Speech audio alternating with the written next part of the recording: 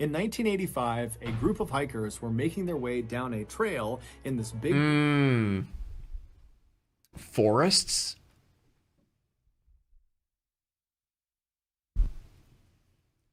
Forests? Hiking? Trails? Without further interruption, let's celebrate. Paul, and suck some gifted. dick. Wait, how do you gifted? Wait, gifted me memberships? Wait, who did you gift it to? Oh, Senate. Oh, there it goes. Okay, that's cool. Thank you so much, Paul. Thank you so much, Paul. Thank you so much, Paul. Wait, is that a skinwalker? It's Mr. Pig's. Yeah, it's my favorite environment. I love this forest chat. I love it. In Southern California, when one of them looked through the trees off to their side and they saw there was a stream running down parallel to the trail they were on. And in this stream, the hiker saw something that just didn't look right. And so the hikers left the trail and made their way down to the stream. And when they actually saw the thing that stood out to this hiker that was in the stream, they just stopped and stared at it. It would take investigators another 3 years before they would finally understand what the hikers had just found. But Victor Juan, thank you so much for becoming a pooper, for dumping on the sauce. Thank you so much. When am I going camping? On the video chat, I said 50K viewers or 50K likes, and I haven't even broken 100,000 views. So trust me, I'll never have to go camping. Thank God. before Easy we get clap. into today's story, if you're a fan of the strange, dark, and mysterious delivered in story format, then you've come to the right place because that's all we do. Welcome to the high society. Chat, I need to get new emotes. The next time the like button is having a bad day, offer to make them a cup of tea. But make sure you put the milk in before the water and use Splenda instead of sugar. Also, please subscribe to our channel and turn on all notifications so you don't miss any of our weekly uploads. Okay, let's get into today's story. Dude, I gotta figure out a better chat bot, man. Please. That's the only reason I miss Twitch sometimes, is the integrations. In 1985, 17-year-old Michele Avila, who just went by the nickname Missy, was a high school junior living in the working-class town of Arleta, California, which is located You might be holding for a long Los while. Angeles, California. Despite Missy being very physically small, she was under 5 feet tall and barely weighed 95 pounds, she had a big presence about her, and it made her very popular at her school. Not only was she incredibly beautiful, with cringe, am I right, girls guys? falling over themselves. Not like us, right, chat? Us losers. Oh, God. Am I glitching into the Matrix? What the hell just happened?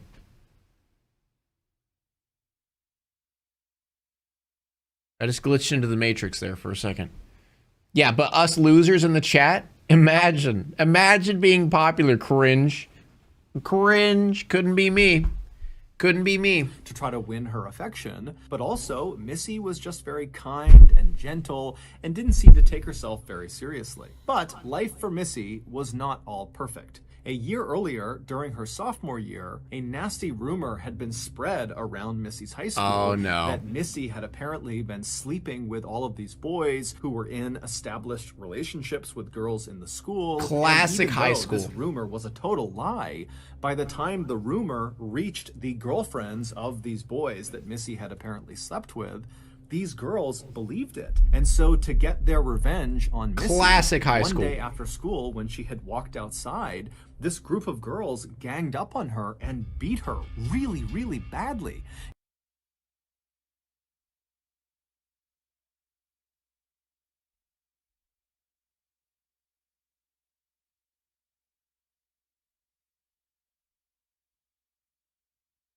Classic high school, am I right? Ow! Ow! Ow!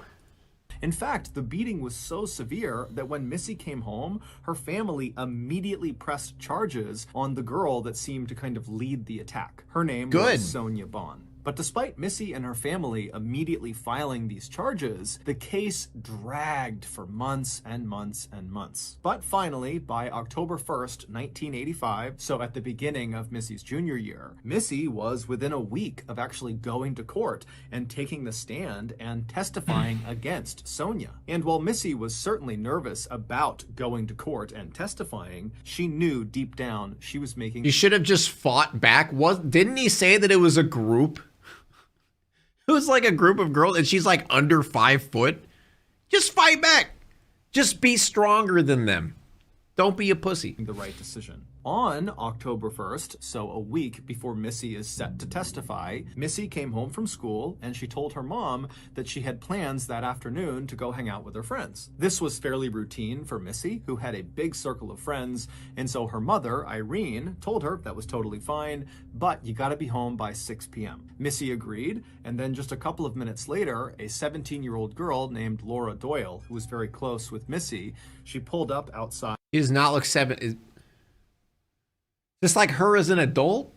Oh, taking it at a later date. Okay. And she honked the horn. And so Missy heard her, she said goodbye to her mom and to her brother, and then she left the house, ran to Laura's car, hopped inside, and the two girls drove off. A few hours later, at 6 p.m., Missy had still not come home yet. However, her mother, Irene, was not that surprised.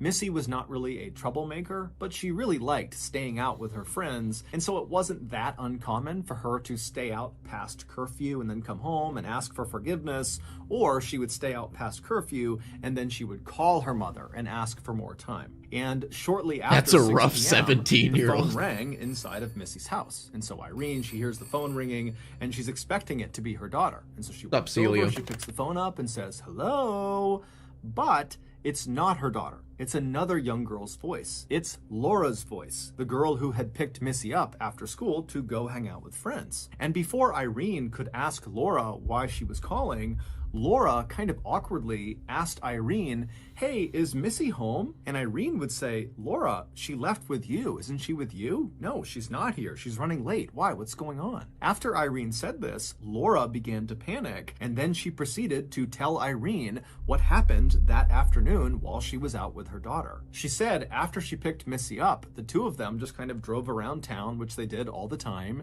and then at some point they made their way over to Stonehurst Park, where Missy and Laura and a bunch of their friends would often go and hang out. And so they drove over to Stonehurst, they made their way into the parking lot, and as soon as they were in there, Laura began looking around for other cars that she recognized to see if maybe their friends were there. But after looking around, she didn't recognize any of the cars, and so Laura just reflexively began turning the car around to leave the park. But as she was doing that, Missy stopped her and said, "Wait a minute, I know the guys over there. I want to go say hi." And so Laura stopped the car and she looked in the direction that Missy was pointing, and on the far side of the parking lot were these two guys who appeared to be maybe in their late teens, early 20s. Laura did not recognize either of them, and they were standing outside of this blue car, a blue Camaro. Now, Laura was accustomed to Missy just kind of knowing... Okay, blue Camaro, that's like instantaneous sus, all right?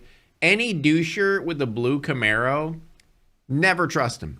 No, never trust him. Everybody in town, because everybody loved Missy and Missy loved everyone. And so this type of situation was not totally uncommon. However, Laura was just not very excited at the prospect of going and hanging out with these two total strangers to her. But she could tell Missy really wanted to, and so she turns to Missy and says, "Okay, you know, go out there, go say hi to them, and I'm gonna park and I'll meet you in a second." And so Missy, she hops out of the car and she begins walking over to these two guys and she's waving to them, and they're waving back and smiling at her. And Laura, meanwhile, pulls the car into a parking spot, she throws it in park, and she's about to get out when she notices her gas gauge is below empty. And so she calls out to Missy, who's now... Okay, how can it be below empty? Come on, that you can't go past empty. It's just empty. Halfway to these two guys, and she says, "Hey, I'm gonna go fill my car up with gas, and then I'll come back and I'll meet you." And so Missy turns around. What about a black Camaro? Okay, chat, any teenager with a sports car, don't trust them. Just don't trust them. Any teenager that has a sports car, don't trust them. And so Laura puts her car back in drive and she pulls out of the lot and she heads into town. Let me rephrase that. A muscle car. I wouldn't say a sports car. I would say a muscle car. Any, like with the Mustang or a Camaro, you know, any of that shit. Muscle cars, no. Or lifted trucks as well. Lifted trucks, stay far away. If they have a lifted truck, a Mustang or a Camaro, get out. Get out. To get some gas. A few minutes later, when Laura pulled back into the Stonehurst parking lot, she looked in the direction of where the blue Camaro and the two guys were and where Missy was headed, and they're all gone. Missy is nowhere to be seen. Now, this was 1985, so Laura could not just call or text Missy to see where she had gone.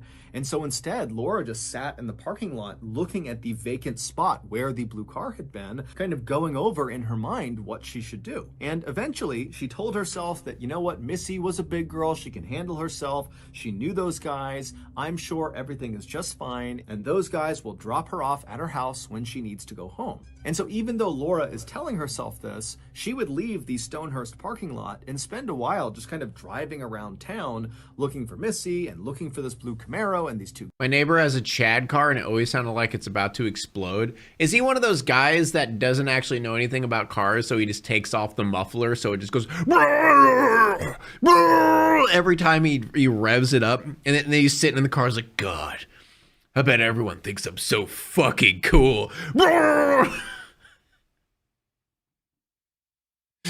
It just sounds like absolute garbage. You could hear like pieces of the car like rattling around every time he revs it up. God damn, I'm so fucking cool. Puts on sunglasses, blaring some fucking Lil Wayne with like a really crappy subwoofer in the back. It just sounds like and like every time it hits, the car just goes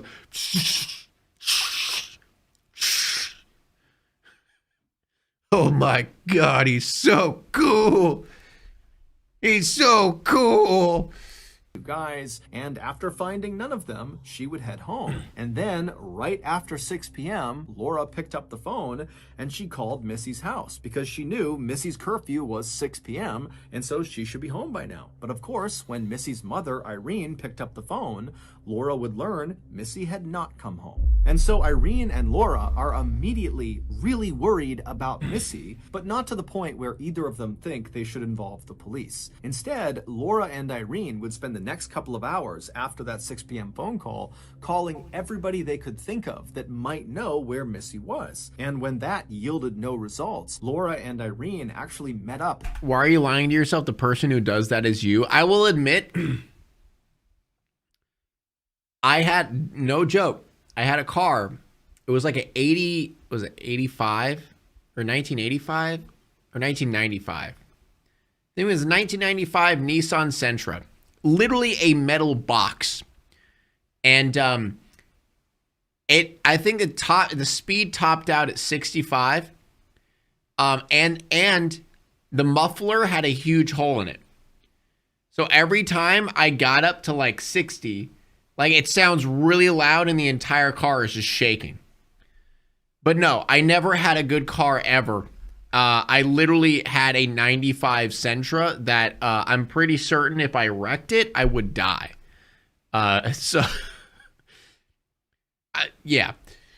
That night and began going door to door to all of Missy's friends and acquaintances' houses, asking the occupants if they knew where Missy was. But by late that night, no one had given them any information about Missy's whereabouts, and so still feeling very concerned about Missy, Laura and Irene decided the best thing to do was just to go back home and go to bed and hope in the morning Missy turned up or someone contacted them with information about where Missy was. But the following morning, Missy had still not turned up and no one had heard. Okay, something very bad happened to her. If it's, again, we're going to go back to the dude in the blue, was it Mustang or Camaro? No, blue Camaro. Some really bad shit happened to her. Straight up. From her. On a stack, cap, no Irene cap. Went to the police and told them what was going on. Immediately, the police honed in on Laura and began going over every single detail of what that blue Camaro was doing, what those two guys looked like, you know, what to Why go to bed? Why not call the police? Wait, did they not call the police? Am I stupid? did Missy say about these two guys? Did she get any information about where they might go? He didn't? Dude, they're stupid. Why would you not call the cops like right away? Okay, wait, wasn't this what, 85? When did this happen?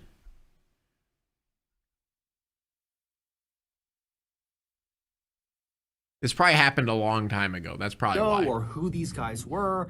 And Laura, I mean, she was totally guilt-ridden and emotional about being the last person to see Missy before she has apparently vanished. And she sat there trying to give every bit of information she possibly could about what had happened that day. But unfortunately, she was just too far away from these two guys and their vehicle. She could only give them a sort of basic physical description, which Laura even admitted was not very accurate because it was really far away, and frankly, she wasn't looking that hard. And so after getting all the information they possibly could from both Laura and Irene, the police launched a very extensive search all over Arleta, California, and the surrounding area. To protect and to serve.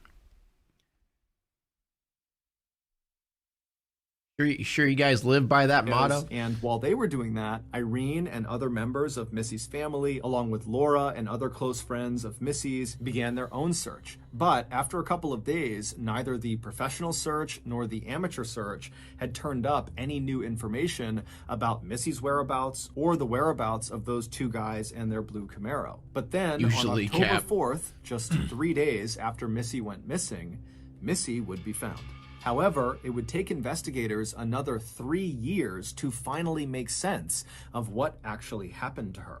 Based on eyewitness testimony, here is a recreation of what happened to Missy on the day she vanished. On that day, which was Tuesday, October 1st, 1985, Missy came back from school. She told her mother she wanted to go out and hang out with her friends. Her mother told her, okay, be home by 6. And then a couple of minutes later, Laura pulled up outside and honked the horn, and Missy ran outside, hopped in the car, and they drove off. The pair would drive around town for a few minutes before making their way to Stonehurst Park. Now, to understand what happens next, you need some context. Missy had two best friends. One of them was 17-year-old Laura Doyle, who she was with, and the other was another 17-year-old girl named Karen Severson. These three girls had met when they were in grade school, they lived basically on the same street, and they spent You kill her?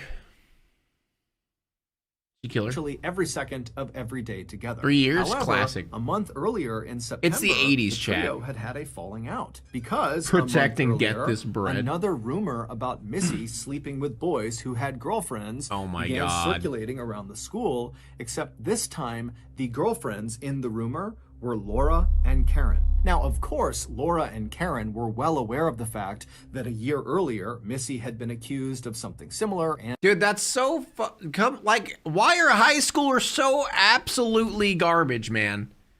And it had all been a big lie. And so going into this new rumor, Laura and Karen knew that the likelihood of it being real was very slim. But because this rumor directly involved them and their boyfriends, they felt a little concerned. And so Laura and Karen went to Missy and they said, hey, we don't think it's true, but is it true? Did you sleep with our boyfriends? And Missy immediately is like, are you kidding me? No, I didn't sleep with your boyfriends. Did you see what happened last year? It's the same thing. It's a lie. It's just a rumor. I can't believe you would think I would do that to you. And so pretty quickly, this discussion escalated to a full-blown fight between the girls. Or more specifically, it turned into a full-blown fight between Karen and Missy. Because Laura, she was worked up about it, but pretty quickly she was able to calm down.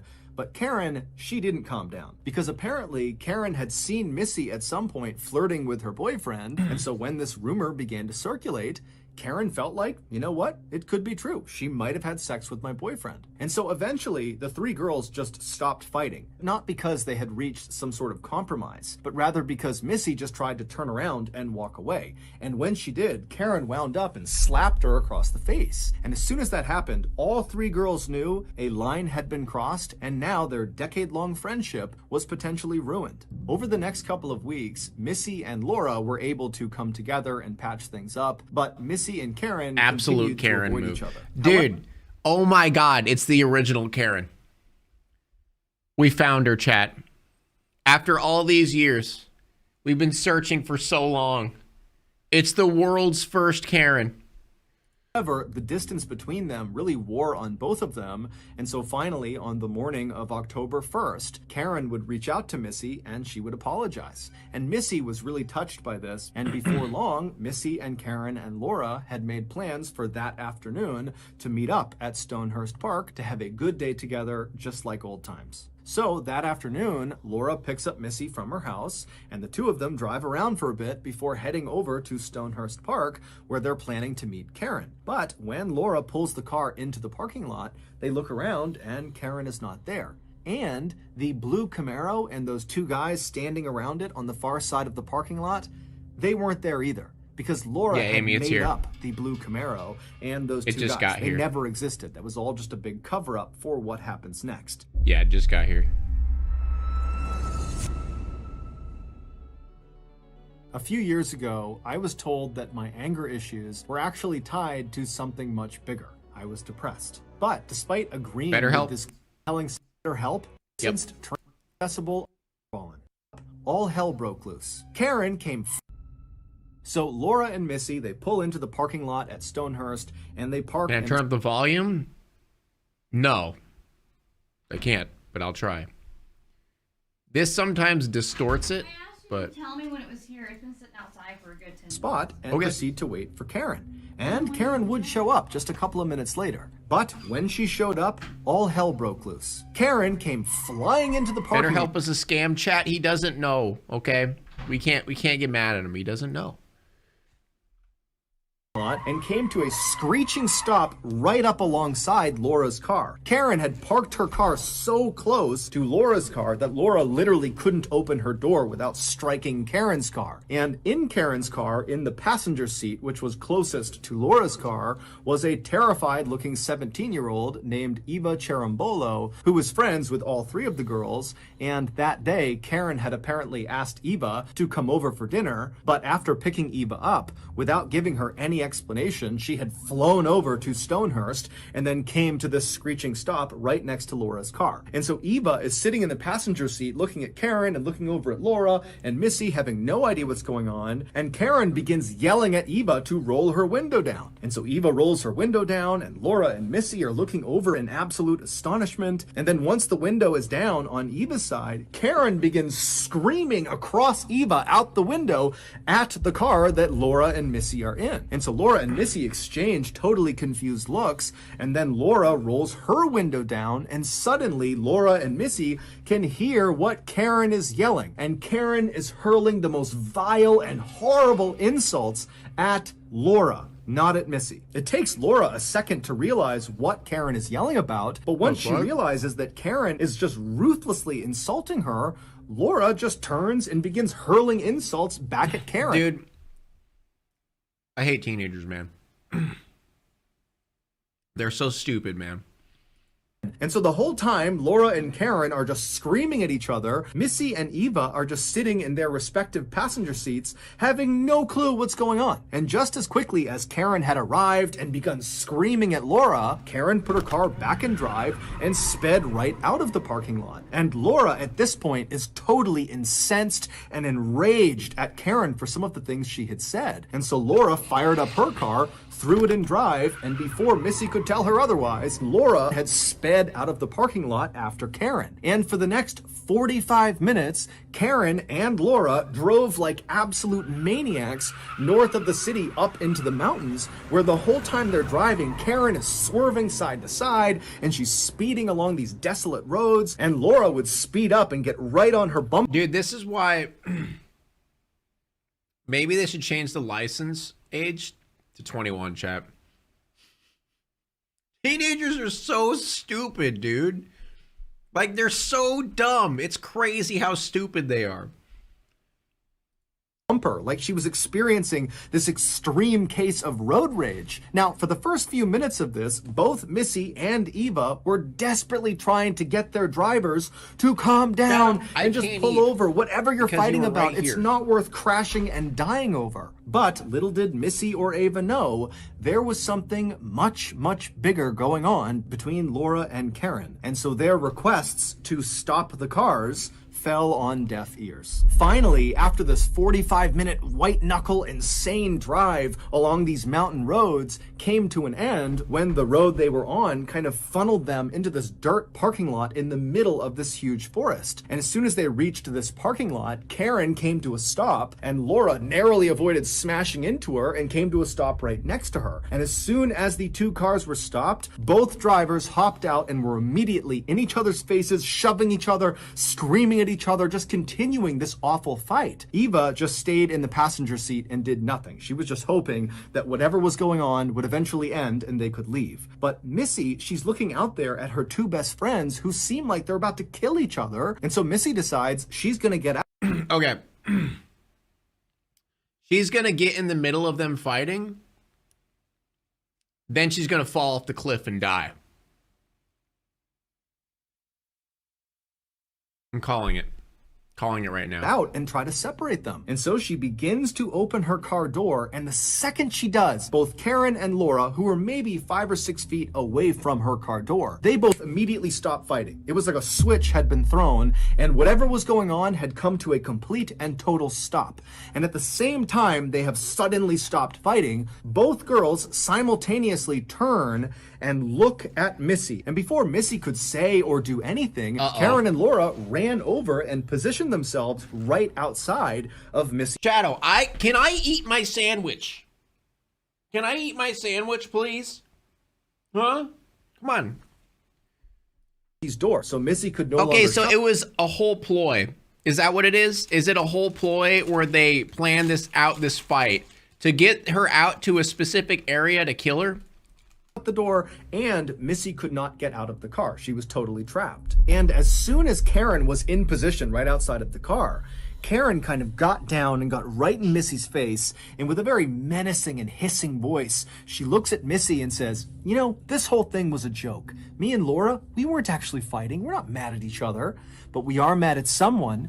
We're mad at you." And then Karen and Laura would reach down and pull Missy out of the car, and they would slam her back up against the side of Laura's car. And then Laura and Karen pressed up against her and began screaming at Missy that she had slept with their boyfriends, and they knew it. And this whole time, Missy is... Dude, why go to these lengths, man? Thank you so much, Jen and Tonic. Why go to these lengths? Trying to tell them, no, I didn't. I did not sleep with your boyfriends. I don't know what's going on. But at some point, Karen and Laura were screaming so loudly and they were right on top of her that Missy just kind of began to shut down, and she went quiet and kind of tucked herself into a ball. And as soon as this happened, Karen and Laura, they grabbed Missy and they began pushing her away from the car towards a trail that led into the forest. And Missy, she's 4'10", 95 pounds. She's tiny. And Karen was 5'2", over 200 pounds. And Laura was 5'6" tall and weighed 135 pounds. And so Missy knew she could not put up a fight. She had no chance against these two. I know. Like, okay, first of all, it's a rumor and it didn't happen. Second, but if it was real, just don't be friends with her. Why kill her? Like, holy shit, teenagers are fucking crazy, just man. Kind of began shuffling her feet, walking towards this trail, and periodically, Karen and Laura would walk up and push her to walk towards this trail. And as this is happening, Eva, who had been sitting in the car the whole time, she finally got out and kind of walked up behind the group, but didn't participate. She just walked along behind them. Why is she there, though? After a couple of minutes, Karen and Laura had managed to push Missy all the way to the actual start of the trail, this narrow trail that left the parking lot. And at that point, Laura walked around Missy, so she was in front of her, and Karen stayed. Exactly. Why aren't they mad at their boyfriends? Like, what? Be mad at your boyfriends for doing that. Behind Missy, and the two girls ordered Missy to keep following them into the woods.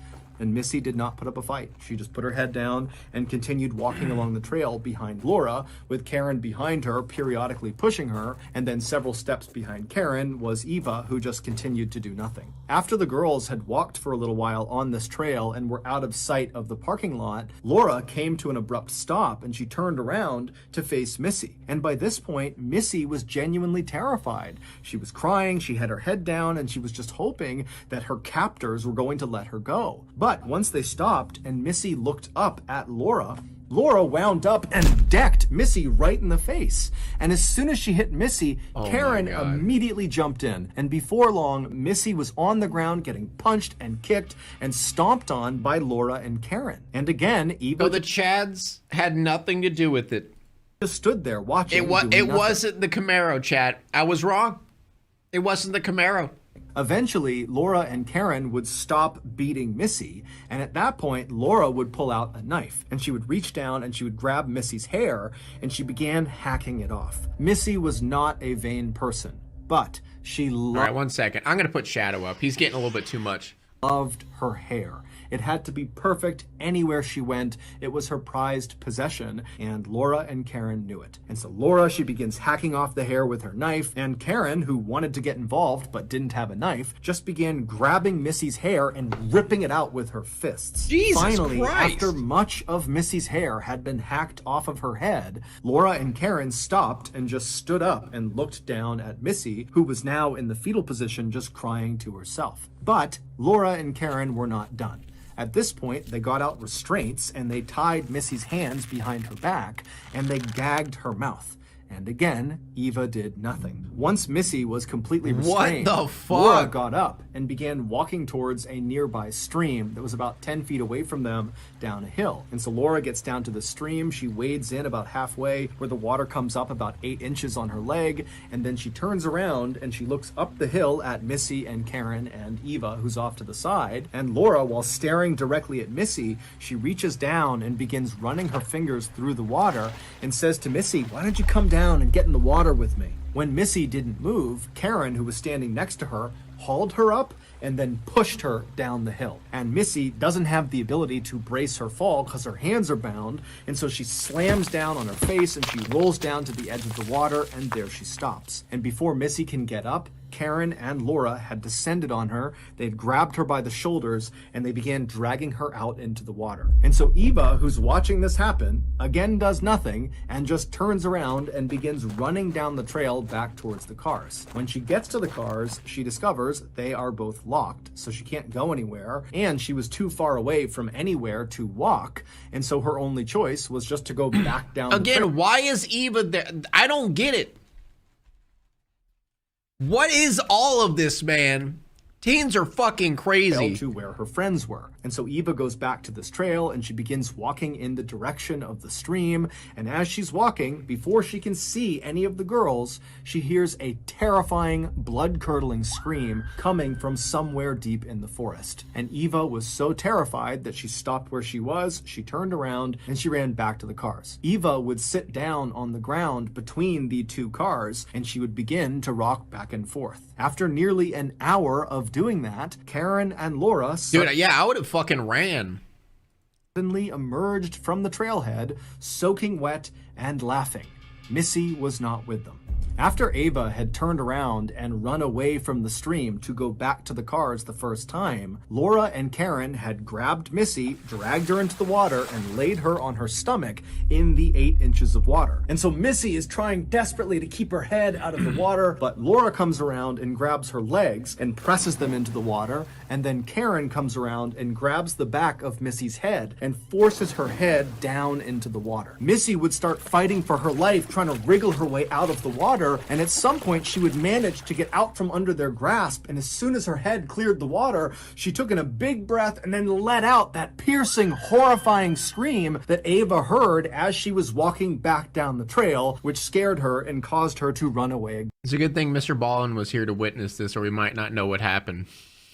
And after Missy let out that... Dude, Mr. Ballin witnesses everything that he talks about, chat. ...primal scream, Karen readjusted her grip and pressed her head back into the water. Missy would continue to squirm and fight against Karen and Laura, and periodically she'd get her head up out of the water just enough to get a little gulp of air, and then she'd choke down a bunch of water and have her head pushed down into the water again. Until finally, Missy's strength just started to ebb. And when Karen and Laura sensed that Missy was on the verge of death and she was very weak, they seized the opportunity and they leapt off of her just long enough to run over to the side of of the stream where there was this big, heavy log, which investigators would later determine weighed over 100 pounds. So it weighed more than Missy, and Karen and Laura, they'd pick this log up, they'd walk back into the stream, and they'd drop the log directly on the back of Missy's head, forcing it down into the water permanently. A few minutes after drowning Missy in the stream, Karen and Laura walked out of the trail. They got into their cars. Eva climbed.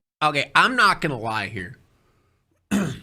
I was not expecting this. Holy fucking shit. What the hell is wrong with these people? Holy shit, dude, I thought it was gonna be like an accidental death. Like they were gonna be in the middle of a fight and then she accidentally like gets pushed off a cliff. Or maybe they accidentally killed her by like beating her too hard or she fell down. Holy shit. This is brutal. MCR was right, chat. I said it. MCR was right. Holy fuck. She probably didn't even cheat. Yeah, she probably didn't. Into Laura's car, and the girls just left the parking lot and drove back home, leaving Missy in the woods. 3 days later, a group of hikers were in that forest near where Missy had been killed, and they spotted her body in the stream. When police arrived, they found cigarette butts, a beer bottle, and men's overalls lying out near where Missy was found. These items were there entirely coincidentally. They had nothing to do with what happened to Missy, but they somehow made the lie about Missy being with those two guys in their Camaro before she vanished seem more believable. Mostly because when Laura described these two guys to police, she kind of made it seem like they were bad boys or troublemakers, like the type of guys who would go off into the woods and smoke and drink for fun. And so the police just continued to chase down this two guys and a blue Camaro lead. Good police work. Until the murder case went cold. But 3 years after Miss... Isn't like police work 911. Police work 911.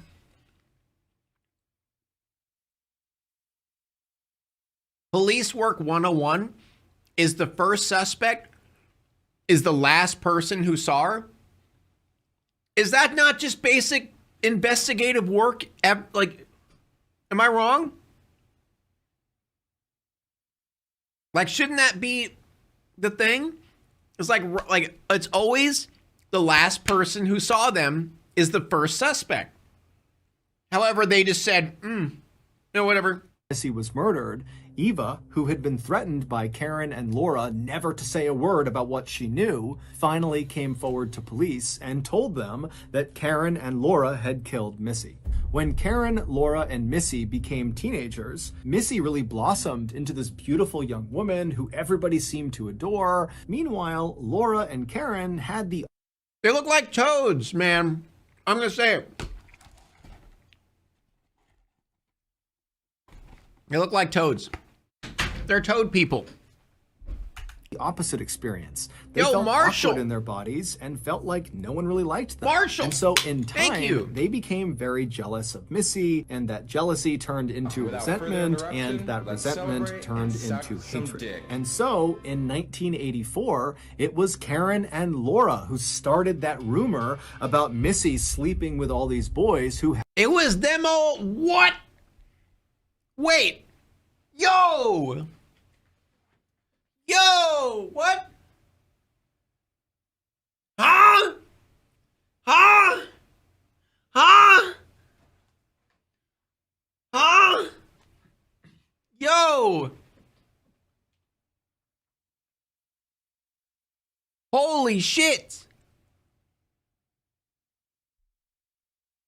had girlfriends, and that lie would get Missy attacked and beat up really badly. But that wasn't enough for Karen and Laura. They felt like Missy deserved worse. And so the following year, in September of 1985, Laura and Karen decided to kill Missy.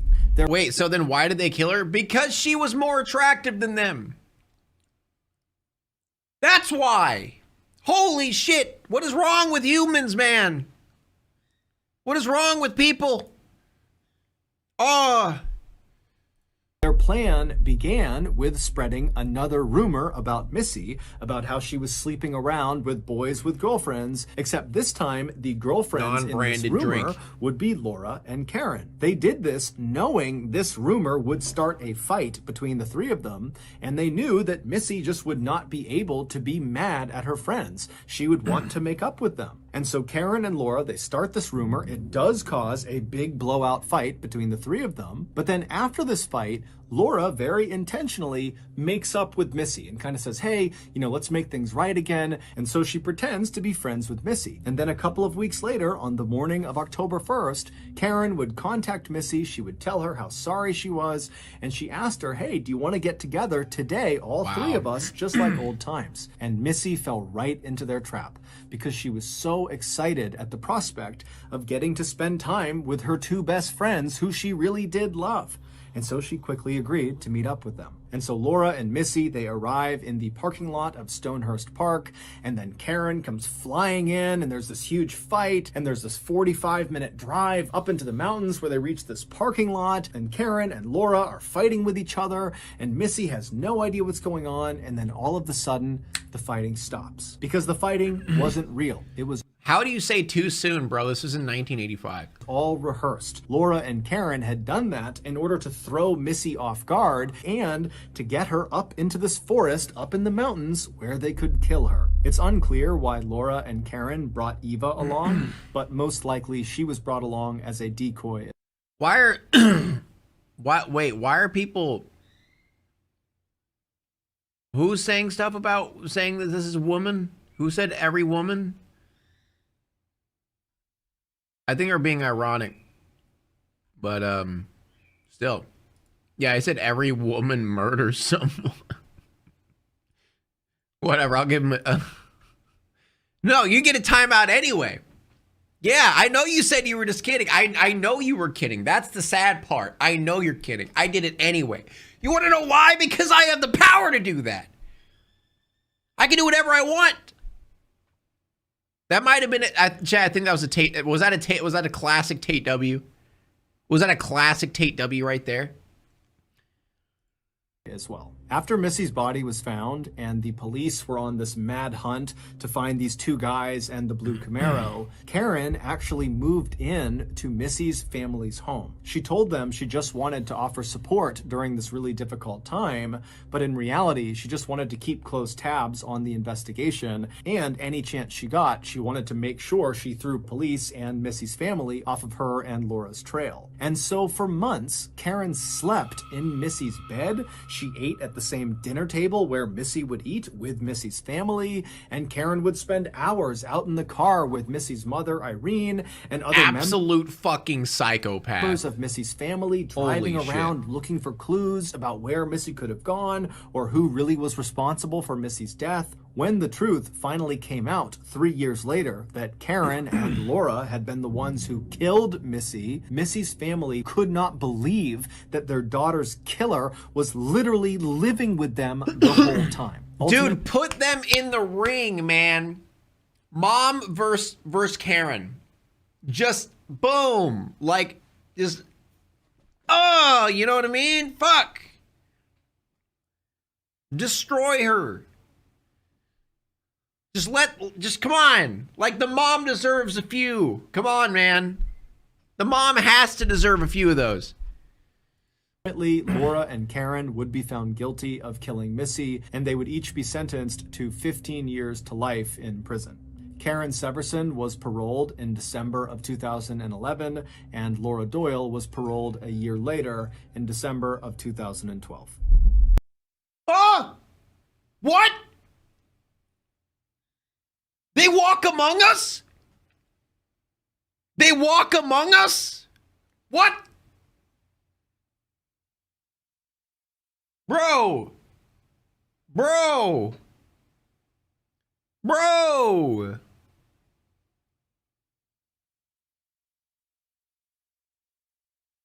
Dude, I hope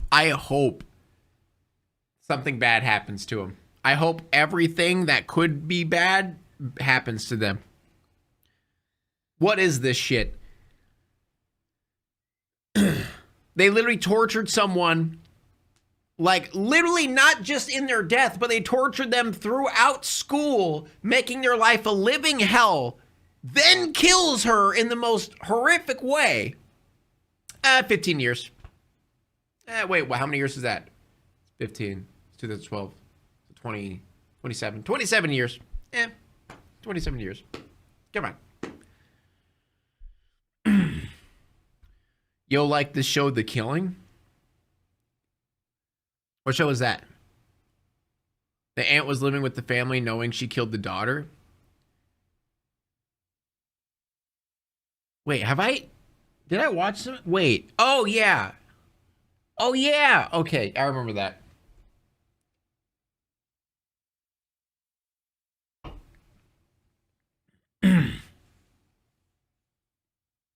The justice system is broken as hell, yes.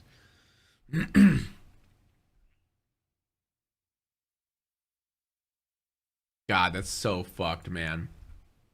That's so fucked up. Now it's time to walk away. I hope you enjoyed your stay. Did you laugh or cry or maybe subscribed? I'll thank you either way. You know I will miss you. I hope you return. Tell your friend or your mother to get me more views, please.